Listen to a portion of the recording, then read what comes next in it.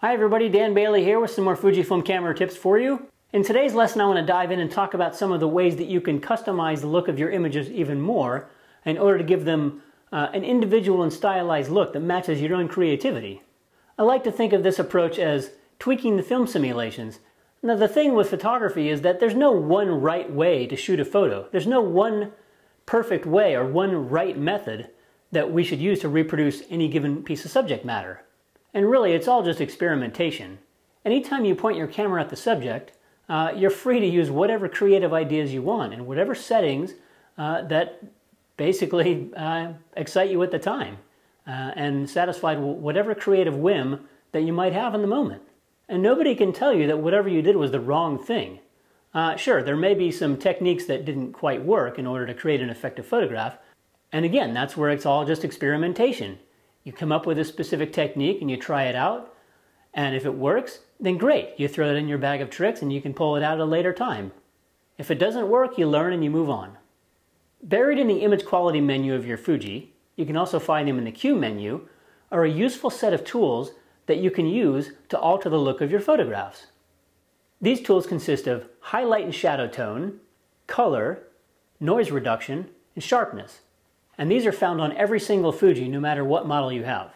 If you have one of the newest models, the X Pro 3, the X-T4, and the X100V, then you also have a new clarity setting. Now I'll forgive you if you haven't used any of these tools, or if you don't even know they exist. And of course the camera manual doesn't really explain very clearly what they do, and even I didn't really know how to use them for a long time. I'd seen them in the menus, but I'd kind of ignored them for a while. But finally, after some experimentation, I got a feel for what they are, and now I find them to be very useful tools, and I use them quite often in my workflow. Now, the primary use of these controls is to give you a little bit more flexibility and creativity when you're shooting in JPEG mode. And since they allow you to adjust the color and the exposure and the overall look of your image, you can therefore get by in more situations without needing to revert to shooting in RAW. And of course, I know a lot of you are going to ask, well, why not just shoot in RAW all the time? Well, there's a couple reasons for that. The number one reason is that not everyone loves to sit at their computer and process images. As I said, the Fuji cameras produce incredible looking JPEGs with a high degree of color depth and clarity and sharpness, and in a lot of situations you can get by without shooting in RAW and still get wonderful looking photographs. There's also a big difference between the act of shooting photos and the act of processing photos. One of those is walking around in the world looking through your viewfinder, snapping photos when you see something, a piece of subject matter that excites you, and the other one involves sitting at your desk and sitting at your computer and sliding sliders and looking at the screen. And not everyone loves to do that. And obviously post-processing is a very viable activity within the realm of photography, and some people love to do it. But some people don't. Some people don't have the time for it, some people don't have the desire to do it. And that's perfectly fine. There's also an aspect of being able to look through the viewfinder or the LCD screen, manipulate the camera controls, get your autofocus, your exposure, any other adjustments, snap the photo, and walk away from the scene with an image you love, with a finished image, instead of walking away with a raw file that you have to go home and process later when you're far removed from the experiences and the emotions that consumed you when you shot the photo in the first place. Now, is either of these approaches right or wrong? No. If you enjoy processing raw photos, then that's fine. If you don't, that's great too. In my own photography life these days, I've come to embrace the challenge and the excitement of being able to nail the scene in the moment. And so I've embraced the Fuji JPEGs, and in fact, I probably shoot JPEG 75 to 80% of my time. And the thing is, I'm in love with the photos I get. And even when I need to do some minor adjustments, I can open the JPEGs up in Luminar, and there's plenty of latitude to do some minor tweaks and just make the images pop a little bit more. And of course on the Fujis, you can always shoot in RAW plus JPEG and have the best of both worlds. So anyway, let's explore some of these settings. Now all of these settings use a basic recipe. The adjustments go from +4 down to -2. And the rule of thumb is if you're using a plus setting, then you're always increasing contrast. And if you're on the minus side, then you're always decreasing contrast. And that works whether it's highlight or shadow tone, noise, clarity, or color. If you're using one of the newer Fuji models, you'll find that clarity actually goes from +5 down to -5, but it works the same way. We're going to start with highlight and shadow tone. I actually covered those settings in depth in my previous lesson, so I encourage you to go watch that video and see what those are all about. But very simply, highlight tone, or H-tone in the Q menu, allows you to bring down your highlights and kind of rescue the brightest areas of your photograph. It only offers you a little bit of adjustment. If you have a huge areas of blown out sky or water or any kind of specular highlights that are blown over the histogram, that are far tumbled over the right edge, you're not going to be able to recover that. There's only so much that you can save. And the same with shadow tone. But if your skies are just a little bit bright, you can bring those down and just have a little bit more detail in them to make the photo that much more appealing. With the shadow tone control, or S-tone in the Q menu, you're increasing or decreasing your shadow detail. For example, if you go +2 or +4 on the shadow tone, you'll actually increase the darks. You'll make the blacks even blacker. You'll add more contrast at the image. Conversely, if you use a minus adjustment, like -2, you'll actually open up the shadows. You'll lighten up the dark areas. And this can be a real boon sometimes. In fact, a lot of the times we shoot RAW is to open up the shadow detail. Well, if you use the shadow tone control on a minus setting, you can do the same thing, even when you're shooting in JPEG mode. I think the shadow tone control is a very valuable adjustment, and I use it all the time. There are times when I'll use it to increase contrast and just get a harder edge, more contrasty, gritty look, and sometimes I'll go with a minus setting to open the shadows up and reveal more detail and reduce the contrast on my images. The color control is pretty self-explanatory. It increases or decreases vibrancy and saturation, just like a slider in Lightroom would do. So a plus setting gives even more vibrancy to your colors, and a minus setting reduces saturation and makes them a little more muted. So you want to make Velvia even more saturated? Go +4 and make it pop like cotton candy. Of course, the final look's going to be entirely dependent on what film simulation you're using at the time. For example, if you're using Velvia, very high saturated colors, you're only going to be able to desaturate that so much. And with a low saturation profile like Eterna or Pro Neg Standard, there's only so much you can bump those up. But at the same time, you can pull those back and almost get a monochromatic look with very low contrast and saturation. The sharpness and clarity controls allow you to increase or decrease the level of crispness and overall sharpness in the photo, very much like those kinds of controls in Lightroom do.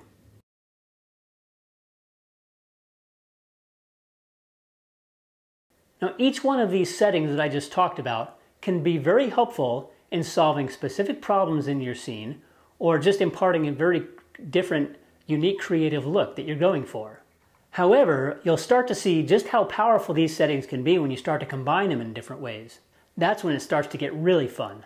This opens the door wide open to a whole new level of creative control you can have with your Fuji cameras. Let me show you a few examples to explain what I mean and give you an idea of how I use these in my own photography. I love shooting Velvia. I'm so in love with that color profile. I'm just infatuated with the bold colors and vibrancy and the deep dark shadows it produces. I've shot a lot of sports and action over the years using Velvia, first with the original film and now with film simulations in the cameras. And I'm in love with the look that it produces. However, I don't just want to do the same thing all the time. I don't want all my photos to have the exact same kind of look. So one day I decided to do something totally different and experiment a little bit.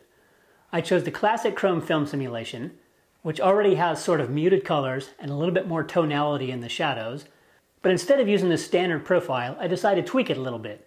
And I went -2 on the highlight tone, +1 on the shadows, -3 on the color, and +1 on the sharpness. And this gave me a really hard-edged, gritty look with lots of contrast, but low color saturation. And I thought it was really cool. I shot all day with this profile, and I just thought it looked awesome for the particular race I was shooting. It gave it such a different, unique look than I'd seen before in my imagery. It reminded me of pushing a roll of Kodachrome, where I would increase the contrast but desaturate the colors a little bit. There are other times where I'll use a film sim that has a very low tonality, like Pro Neg Standard or Eterna, and pull back both the shadow and the color, and that just creates an even more muted, soft look. And this could be great for portraits. It could be great for any kind of scene where you just want a very soft, very subtle look. Because not everything has to be super saturated, vibrant candy all the time. Sometimes you want to pull everything back. Sometimes I'll push Velvia to the max. This gives it the most bold, rich look possible with those gorgeous inky black shadows. Hey, sometimes that's what the scene calls for, right? It's all about the specific look and feel that you want for your own images. Going further, you can add even more components into the recipe. Want to push your creativity even more? Add additional brushes into the mix. In addition to the specific settings I've just mentioned, most Fujis have a grain setting, color chrome effect. You can even play around with white balance. Go a little bit blue or green on the white balance and you can simulate that cross-process film look. Go a little bit on the orange and yellow side and you've seemingly just aged your photos by a few decades. The newest Fujis even have that warm, cool black and white setting, which on the X Pro 3, X-T4, and X100V is now the monochrome color setting. And this allows you to add a very creative tint or hue or warm or cool color balance to your black and white photos right in the camera. Think about it, the options are endless. There's a huge amount of creativity to be out here. Whether you're simply using the tools to open up or darken the shadows, or tweak the colors slightly, or if you want to take those in bold directions, either way, the result can be a very individual and highly stylized look on your part. There's so much flexibility and creative possibilities with these cameras, and when you start bringing in and combining these settings, you open things up for yourselves in a huge way. There's also the dynamic range setting, the DR setting. This is kind of like an auto highlight and shadow tone control. You're letting the camera decide how much or how little contrast to apply to the scene. I haven't used these settings very often. I tend to keep my DR setting on auto, but I know there's a lot of people out there who do like to play around with this and get pretty cool looks. In my last video, one of the guys who commented shared with me one of his favorite recipes, and that's what you can call these, recipes, creative recipes that'll give you a very specific look. Anyway, the recipe he shared with me was classic chrome film simulation with strong grain setting, but -4 on the sharpness and -4 on noise reduction. And he said this recipe produces a very soft, classic film style look with a little bit of grain, but almost no digital noise to it at all. So I dialed that in my own camera this morning and I went and tried that in my garden, and here's what I got. And the really cool thing about this is if you come up with a recipe you really like, you can go into the Edit Save Custom Settings menu inside the Image Quality menu and save that to one of the Q menu banks. And you can even rename it and call it whatever you want. How's that for personalized customization?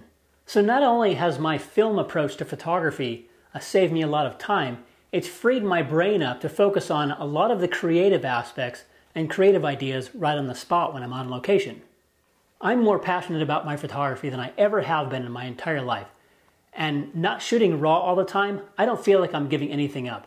I have so much creative control, and as I said in the beginning of the lesson, it allows me to walk away from a scene with a photo that I love, instead of walking away with a raw file that I have to go and process later in order to get a photo I love. And for me, that challenge of trying to nail it in the moment is huge. And that's what drives my photography in a big way these days. So in that way, I feel like I've come full circle with my photography, and I've gained every single advantage on my way back around the loop. And that's not to say that I don't ever shoot raw anymore. There are plenty of times where I shoot raw. If I'm faced with really challenging light, very high contrast scenes, or if I'm shooting an elaborate assignment. But for most of the work I'm doing these days, I'm shooting JPEG, and I'm playing around with these creative controls inside the camera, and I'm walking away from my scenes with an image I love. And again, for me, that's everything. That's the process. Because in the end, I love shooting pictures more than sitting at my computer processing them. So I encourage you to try shooting with this mentality and experiment with some of the approaches that I've talked about in this lesson, and see what it does for your own creativity and your own photography. For even more in-depth instruction and inspiration, you'll want to check out my best-selling ebook, X Series Unlimited. It's almost 400 pages. It tells you everything you need to know about how to get the most from your Fuji cameras. So thanks for taking the time to watch this lesson. I hope you found it useful, and I hope it inspires you to push your own photography and your own creativity in new directions. Please check out my other videos and subscribe to my channel, and you can find me on the web and social media at Dan Bailey Photo. So again, thanks for watching, have fun with your Fuji, and I'll see you next time.